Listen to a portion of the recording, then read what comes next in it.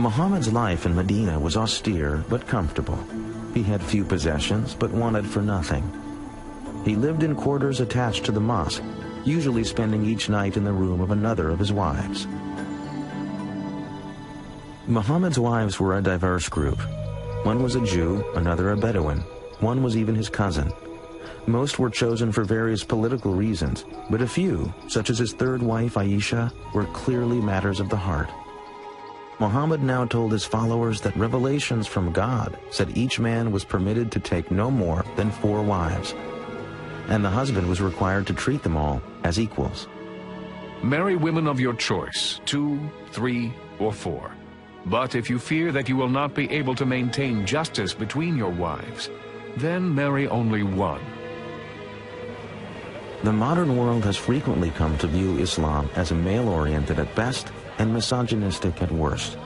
But in truth, Muhammad's teachings brought women new rights that would not be achieved in the Christian world for centuries.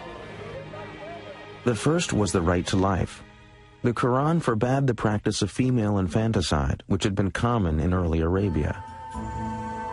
Women were also given the right to an education, to be duly educated as men were, to inherit, which meant that they could buy and sell property, which again would mean that they would have to undertake business transactions. The custom of Muslim women wearing veils is mistakenly pointed to as another indication of Islam's prejudice against women. The emancipation of women was a project that was very dear to the Prophet's heart. There is nothing in the Quran about all women having to be veiled or secluded in a separate part of the house. This is a practice that the Muslims picked up 3 or 4 generations after the death of the Prophet. I feel that being a contemporary educated woman is far more in line with what the Prophet would have aspired for a woman than what we've seen maybe throughout recent Islamic history. Muhammad had achieved enormous success. His followers had grown in less than 20 years from a handful to thousands of converts. But he could not complete his mission so long as the holy site of the Kaaba remained home to idols. In January of the year 630, Muhammad set out for Mecca at the head of an army of 10,000. As the Muslims approached the holy city, Meccan people made no attempt to resist. It was clear that the old gods of the Quraysh were powerless in the face of Islam. The Prophet had no desire for blood. He issued an amnesty as a symbol of his wish to unite all people as the children of one God. The only victims he sought remained sitting in the Kaaba. The Prophet entered the holy structure and proceeded to lead the destruction of all 365 idols as he recited the verse, "The truth has arrived and vanquished falsehood." Muhammad had validated his vision and proclaimed to the world the force and vitality of Islam. By the time of his death, June 632, the Prophet had brought peace to Arabia. He had transformed a religion of many gods into a powerful monotheism based on a moral and ethical guide for daily living.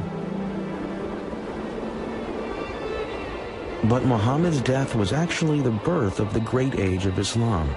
Within 100 years, the words of the Prophet spread from Arabia to the world.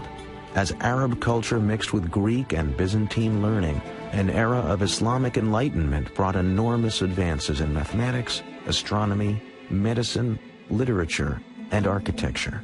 Who would have thought today, let alone then, that a man who is described as born an orphan into a divided Arabian society, illiterate, a caravan manager, would create a religious tradition that within 100 years of his death, its physical presence would spill out of Arabia, go all the way to North Africa and all the way over to India.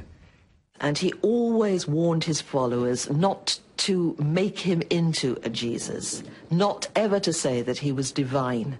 He was just an ordinary man, he said. The fact that he led what we might call a normal life, I think, makes him very appealing to many Muslims, to most Muslims perhaps. That he married, that he had children, These are all things, I think, that make him very approachable as a model for people.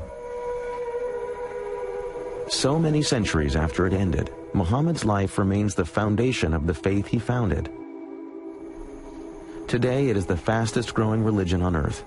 As these worshippers respond to the ancient call for prayer, each looks to the Prophet's example to provide peace and serenity in their daily lives. The ancient Kaaba remains in Mecca, and millions of pilgrims arrive each year to retrace the footsteps of the Prophet. The site of Muhammad's ascension on his winged creature to meet God is today the Mosque of the Dome of the Rock in Jerusalem. Muhammad's gateway to heaven has tragically become the focus of enmity and hatred between two peoples who trace their ancestry to the same beginnings. Some Muslims who partake of violence use the words of a compassionate man to legitimize their acts of cruelty and hatred. They cite verses of the Quran as inspiration for their monstrous ambitions. Since September the 11th, we've heard Osama bin Laden reciting some really blood-curdling verses from the Quran.